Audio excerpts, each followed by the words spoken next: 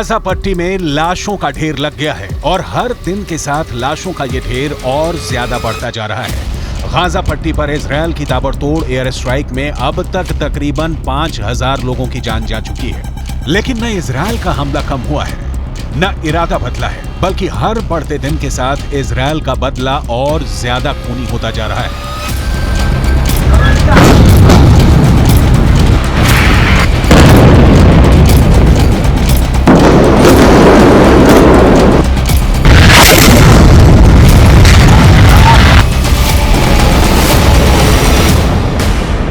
Israel ने पिछले 24 घंटे में गाजा पर मौत का जो कहर बरपाया है, वो अब तक के 16 दिनों में सबसे बड़ा, सबसे घातक और सबसे जानलेवा हमला है।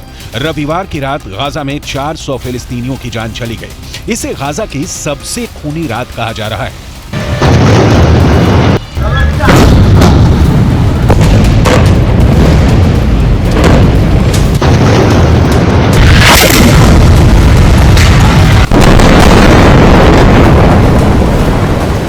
दरअसल रविवार की रात इजरायली सेना के एक टुकड़े गाजा में बंधक बनाकर रखे गए बंधकों की टो लेने गई थी।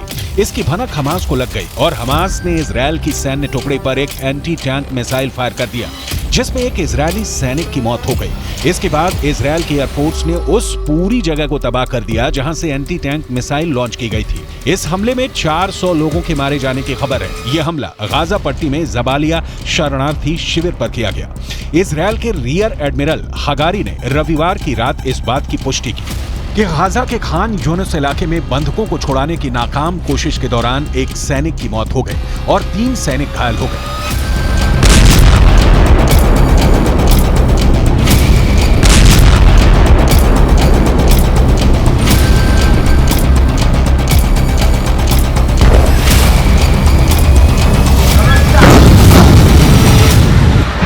צה"ל פשטו היום בשטח עזה, סמוך לגבול, כחלק ממאמץ להכנת המרחב לקראת תקיפה ובהמשך האיסוף של מידע בנוגע לנעדרים ולחטופים.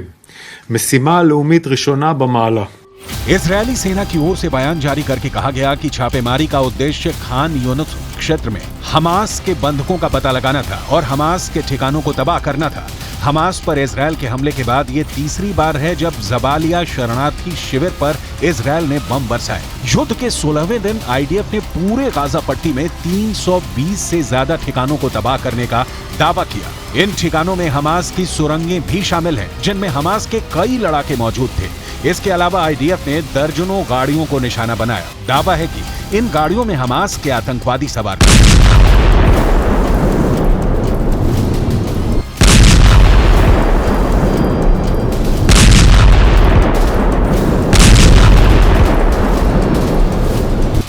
इधर गाजा में अब तक की सबसे बड़ी बमबारी करने के बाद इजरायली पीएम को भी नींद नहीं आई। सुबह होते ही पीएम नेतन्याहू ने अपनी सेना के टॉप जनरलों, कमांडरों और अपने वॉर कैबिनेट की बैठक बुलाई, जिसमें इस हमले के बाद पैदा होने वाले संभावित हालातों से निपटने की रणनीति पर चर्चा की गई।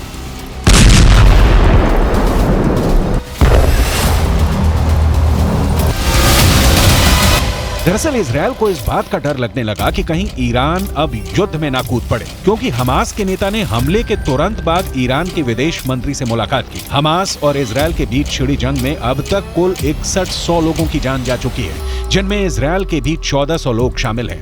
इजरायल में हमास के हमलों में घायल होने वालों की तादाद भी 5431 पहुंच गई है। वहीं गाजा पट्टी और वेस्ट बैंक में कुल मिलाकर अब तक 4741 लोगों की मौत हो चुकी है, जबकि 15000 से ज्यादा लोग घायल हो चुके हैं।